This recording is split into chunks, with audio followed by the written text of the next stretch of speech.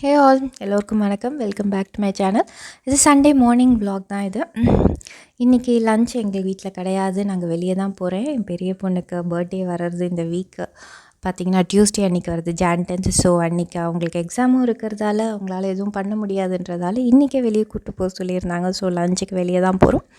அதனால morning breakfast மட்டும்தான். So பிரேக்ஃபாஸ்ட்டுக்கு பார்த்திங்கன்னா பன்னீர் சாண்ட்விச் பண்ணியிருந்தேன். ரொம்ப டேஸ்டியான குயிக்கான பன்னீர் சாண்ட்விச் நம்ம பார்க்கலாம். ஒரு பேனில் 2 டீஸ்பூன் மாதிரி நெய் இல்லைனா பட்டர், அது பெட்டர் சாய்ஸ்.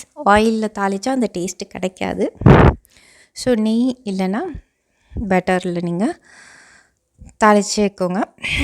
நெய் போட்டுட்டு தாளிப்புக்கு எதுவும் தேவையில்லை, டைரெக்டாக நம்ம நறுக்கி வச்சுருக்க கேப்சிகம், ஆனியன் அதை போட்டு சும்மா ஒரு 2 நிமிஷம் வதக்கிட்டு அதுக்கப்புறம் இஞ்சி பூண்டு பேஸ்ட் ஒரு டீஸ்பூன் மாதிரி சேர்த்துக்கிறேன்.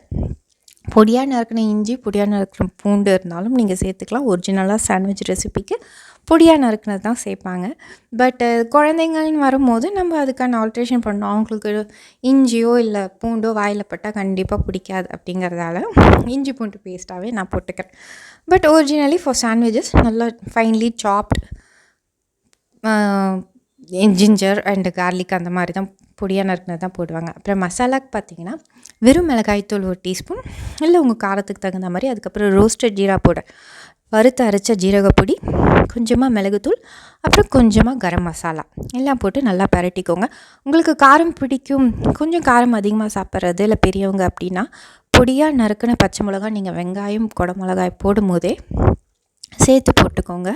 ரொம்ப நல்லாயிருக்கும் பச்சை மிளகாய் ஃப்ளேவர் ஆக்சுவலி இதில். பட் பசங்களுக்கு, குழந்தைங்களுக்கு ஸ்பெஷலி, பெரிய சாப்பிடுவேன். என்னோடய சின்ன பாப்பா சாப்பிட மாட்டாங்கிறதால நான் அதை போடல இந்த வாட்டி. அண்ட் அதுக்கப்புறம் பன்னீர் நல்லா உதிர்த்து விட்டுக்கோங்க. இது நான் வீட்டில் பண்ண பன்னீர் தான். எப்படியும் நாளைக்கு சாண்ட்விச் தான் பண்ண போகிறோன்றதால நான் ஷேப்லாம் கன்சிடரும் பண்ணல. அதனால் உடச்சி உள்ள டிஃபன் பாக்ஸ்குள்ளே போட்டு ஃப்ரிட்ஜில் வச்சுட்டேன். எனக்கு காலையில் எப்படியும் உதிர்த்து விடுறதுக்கு ஈஸியாக இருக்கும்ன்ட்டு. And this makes the same 200 grams of paneer தான் இருக்கும் இதுவும். ஸோ 200 grams ஆஃப் பன்னீர் நீங்கள் கடையில் க்யூப் வாங்கினீங்கனாலும் ஒரு ஃபைன்லி சாப்டு ஆனியன், ஒரு ஃபைன்லி சாப்டு கேப்சிகம் போதுமானது, கரெக்டாக இருக்கும்.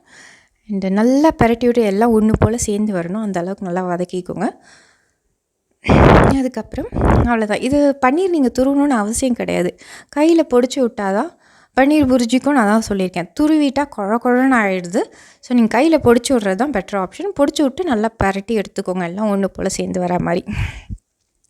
பரோட்டா பண்ணோன்னா தான் துருவுறது பெட்டர் ஆப்ஷனாக இருக்கும். பட் சாண்ட்விச்க்கோ இல்லை நார்மலாக பன்னீர் புரிஜி பண்ணும் போதோ கையிலேயே உதிர்த்து விட்டுக்கோங்க. அதுக்கப்புறம் நார்மலாக நான் இன்றைக்கி சாண்ட்விச் மேக்கரில் தான் பண்ணேன்.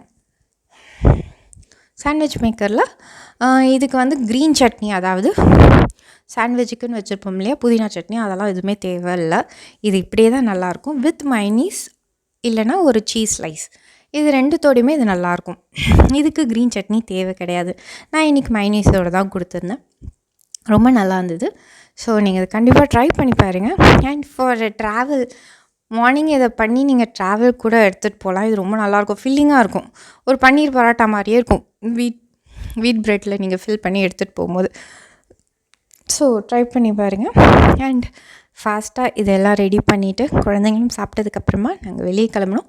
வெளியே கிளம்புனதும் அவங்களோட ஷாப்பிங், அவ்வளோ நாங்கள் போன ஐஸ்கிரீம் ஷாப், முக்கியமாக ஐபேக்கை கூப்பிட்டு போக சொல்லி தான் அந்த அம்மாவோட மெயின் விஷயமாகவே இருந்தது. ஐபேக்கை போகணும், என் பர்த்டேக்காவது என்னை கூப்பிட்டு போய் ஐஸ்கிரீம் வாங்கி தரணும்னு சொல்லி அந்த கிளிப்பிங்லாம் இருக்கும்.